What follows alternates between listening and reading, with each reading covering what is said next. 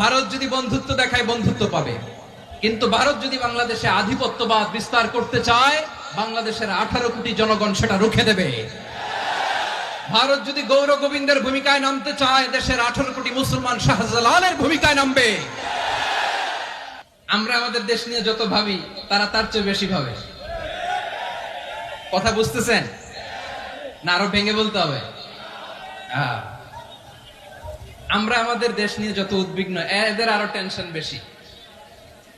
বলেন, আমাদের দেশে শান্তি আছে না নাই? আমরা হিন্দু মুসলিমে কখনো দাঙ্গা লাগে? আসতে বলেন, কেন লাগে? ওদের পূজা পার্বণে আমাদের মাদ্রাসার ছেলেরা যে পাহারা দেয়, চিল্লায় বলেন ঠিক কিনা? আমাদের তাফসীর মাহফিলের সময় ওরা ডিস্টার্ব করে, ঢোল বাজায় না। ওদের পূজা পার্বণের সময় আমাদের তাফসীর মাহফিলের ডেট হলে আমরা চেঞ্জ করে দেই। সুবহানাল্লাহ! কি সাম্প্রদায়িক সম্প্রীতির রোল মডেল। আর ওই বাংলাদেশের ব্যাপারে তারা অনেক ডিসইনফরমেশন ছড়াচ্ছিল। ভারতের অনেকগুলো গণমাধ্যম, আমি জেনারেলাইজ করব না, আমাদের প্রতিবেশী দেশের সব গণমাধ্যমকে আমি দোষ দিতে চাই না, অনেকগুলো গণমাধ্যম তারা ডিসইনফরমেশন শেয়ার করেছে।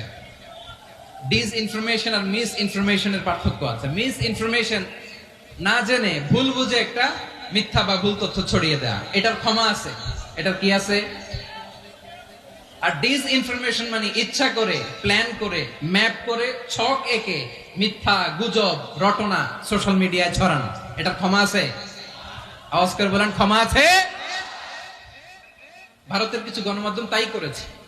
আমরা ব্যথিত হয়েছি, আমাদের হৃদয়ে রক্তক্ষরণ হয়েছে। আমাদের প্রতিবেশী দেশকে বলতে চাই, আমাদের দেশ নিয়ে আপনাদের ভাবার দরকার নাই।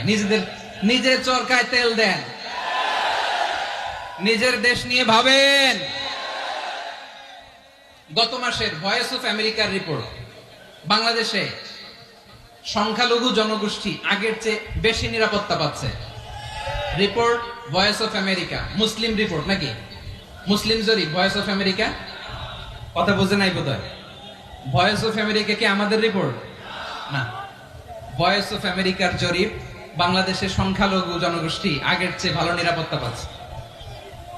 শুধু এখানেই শেষ না, মাইক্রোসফটের একটা জরিপ শোনাই আপনাদেরকে। তারা সারা পৃথিবীতে গুজব, ভুয়া আর মিথ্যা নিউজ ছড়ানোতে কোন দেশ সেরা একটা রিপোর্ট করেছে। এর মধ্যে 1 নম্বরে এসেছে ভারতের নাম। মাইক্রোসফট তো মুসলমানরা চালায় না? কথা বোঝে নাই বোধহয়। প্রতিবেশী দেশকে বলবো, আপনারা নিজের চরকায় তেল দেন, আপনারাও শান্তিতে থাকেন, আমাদেরকেও শান্তিতে থাকতে দেন। সব চেঞ্জ করা যায়, প্রতিবেশী চেঞ্জ করা যায় না। আমাদের ল্যান্ড তাদের ল্যান্ড, পাশাপাশি। আমরা চাই তারাও সুখে থাক, আমরাও সুখে থাকি, ঠিক কিনা? কিন্তু প্রতিবেশী হলে বন্ধুত্বপূর্ণ আচরণ করতে হয়। প্রতিবেশী যদি বন্ধু না হয়ে প্রভু হতে চায়, এরকম দানব প্রতিবেশী কেউ চায় না। ভারত যদি বন্ধুত্ব উপহার দেয়, আমরাও বন্ধুত্ব দিব। কি বলেন?